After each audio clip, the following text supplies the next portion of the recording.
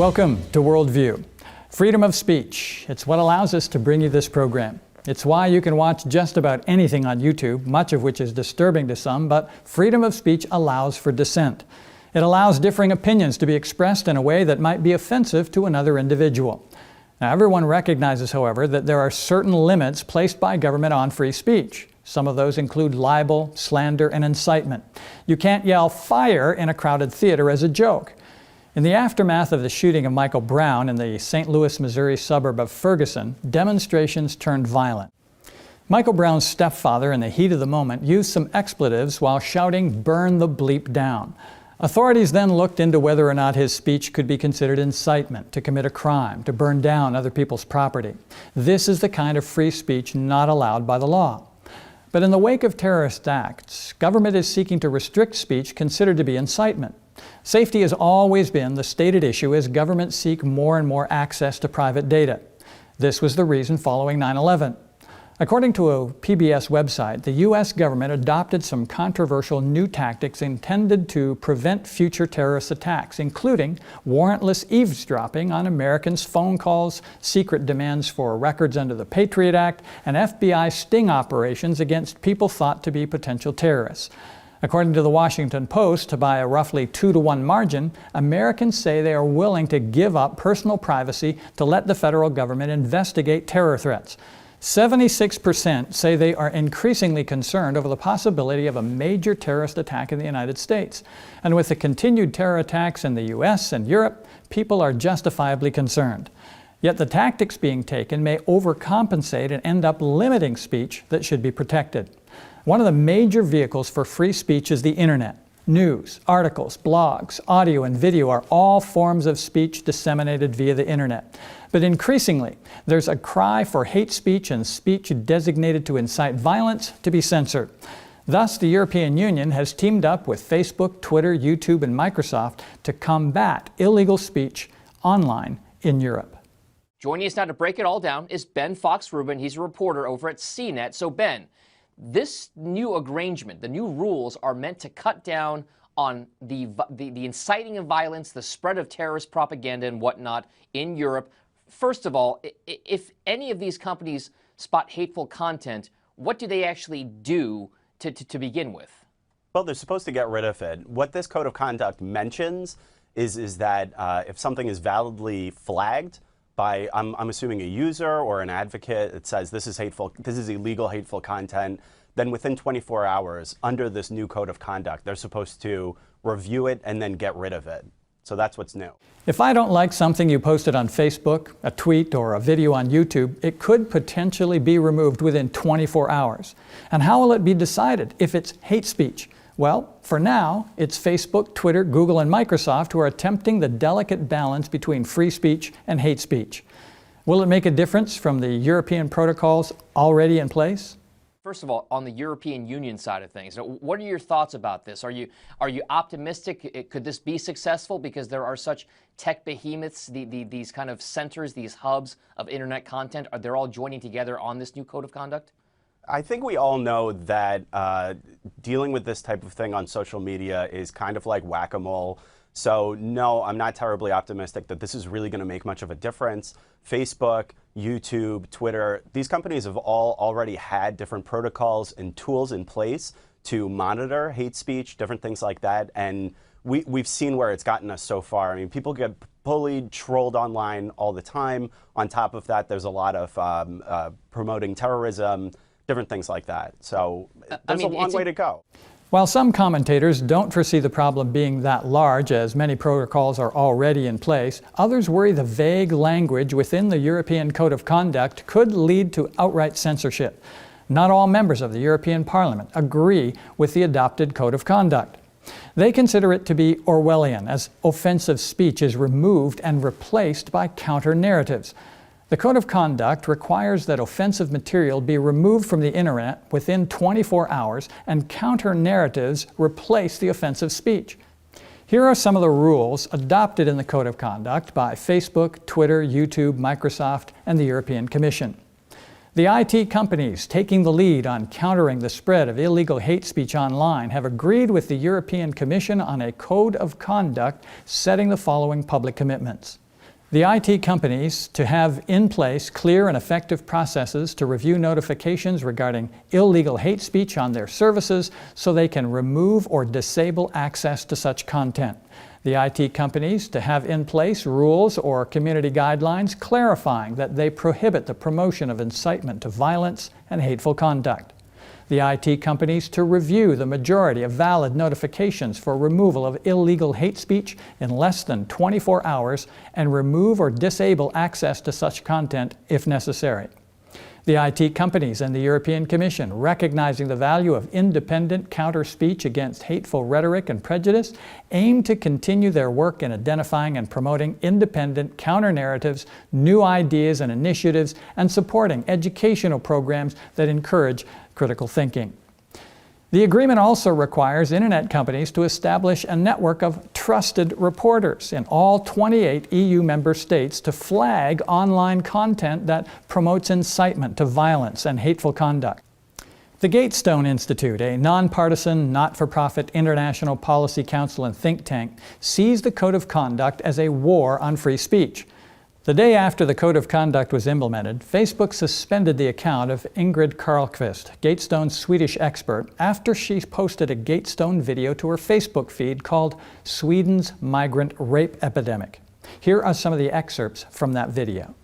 Hi, I'm Ingrid Carlqvist for the Gatestone Institute. Once upon a time, there was a safe welfare state called Sweden. This beautiful part of Sweden that we call Skåne is where my forefathers lived as long back as I have been able to research, the beginning of the 18th century. Now, Sweden has turned into Absurdistan, a country that has one of the highest number of reported rapes in the world. Hundreds of so-called exclusion areas, more than 55 no-go zones where police and ambulance get stoned, and Sharia law is becoming more important than Swedish law. One of the things that Swedes are most scared of is rape. Even though it's forbidden to keep statistics on the rapist's ethnic background or religion, we know who is behind the near 1,500% increase of rapes in Sweden. Almost every day we can read in the so-called alternative media about rapes against Swedish women and girls committed by asylum seekers or other migrants from the third world. Up until a few decades ago, no one had heard about gang rape. Now it happens every week. Ingrid Carlqvist's report of the nearly 1,500% increase in rapes perpetrated by asylum seekers or other immigrants from the Third World was deemed hate speech and removed the day after the European Code of Conduct was adopted. The Gatestone Institute reported that proponents of the initiative argue that the aftermath of the recent terrorist attacks in Paris and Brussels, a crackdown on hate speech is necessary to counter jihadist propaganda online. Opponents counter that the initiative amounts to an assault on free speech in Europe. They say that the EU's definition of hate speech and incitement to violence is so vague that it could include virtually anything deemed politically incorrect by European authorities, including criticism of mass immigration, Islam, or even the European Union itself. Well, that's what appeared to happen to Ingrid Carlqvist's video. It would be easy to do. Just get a bunch of people sympathetic to the rape of Sweden's girls and have them indicate to Facebook that Carlqvist's video is offensive, incites violence, or is hate speech, and down it comes. The majority rules and free speech is compromised. While the EU Commissioner for Justice, Consumers, and Gender Equality has defended the initiative, there are others who strongly disagree. National Secular Society of the UK Communications Officer Benjamin Jones warned, "Far from tackling online cyber jihad, the agreement risks having the exact opposite effect and entrapping any critical discussion of religion under vague hate speech rules." Poorly trained Facebook or Twitter staff, perhaps with their own ideological bias, could easily see heated criticism of Islam and think it is hate speech, particularly if pages or users are targeted and mass reported by Islamists. European Digital Rights and Access Now, a group of free speech organizations, warned. In short, the Code of Conduct downgrades the law to a second-class status behind the leading role of private companies that are being asked to arbitrarily implement their terms of service. This process, established outside an accountable democratic framework exploits unclear liability rules for online companies.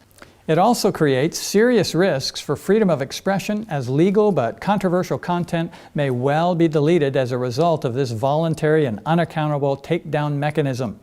This means that this agreement between only a handful of companies and the European Commission is likely in breach of the EU Charter of Fundamental Rights, under which restrictions on fundamental rights should be provided for by law, and will, in practical terms, overturn case law of the European Court of Human Rights on the defense of legal speech.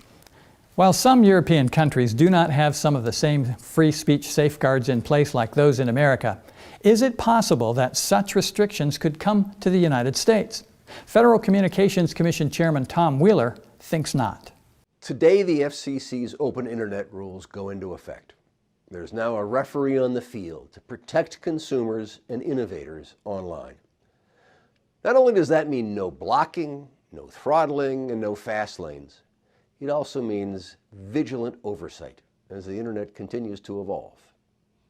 After a decade of debate, these rules finally provide strong safeguards for free expression and innovation on the internet, and at the same time promote continued investment in our nation's broadband networks.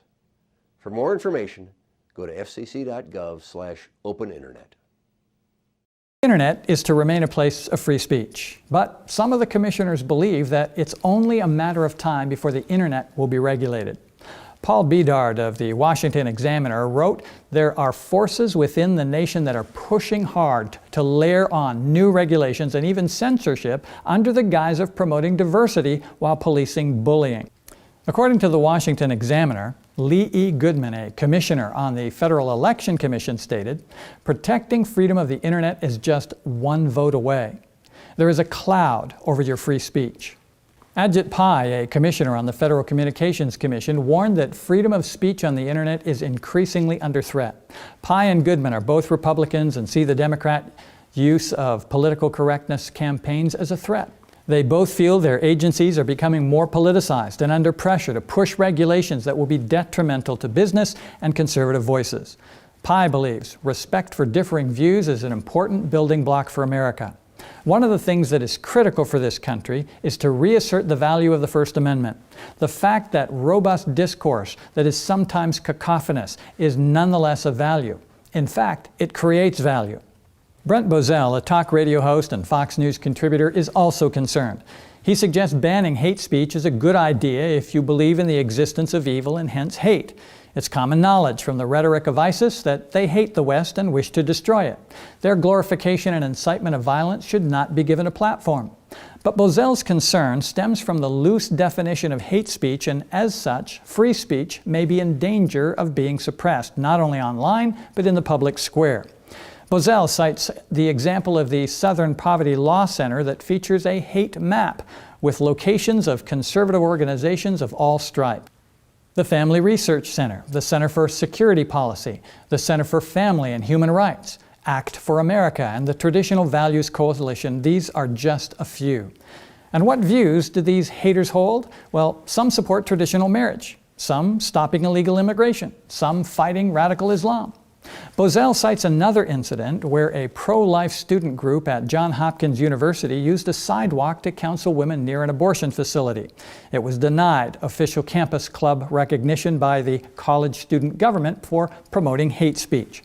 Some individuals and organizations want to curtail hate speech against immigration critics and critics of Islamic terrorism. Others want to curtail hate speech coming from the asylum seekers and immigrants.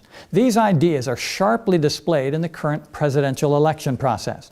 Donald Trump, the Republican presidential nominee, gave a foreign policy address in Youngstown, Ohio on August 15, 2016. In it, he outlined how ISIS should be tackled.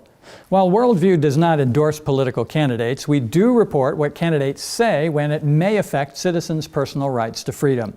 We know from the prophecy of the Bible that America is going to transform from a lamb-like nation founded on the principles of freedom to a nation that speaks like a dragon. And I beheld another beast coming up out of the earth, and he had 2 horns like a lamb, and he spake as a dragon.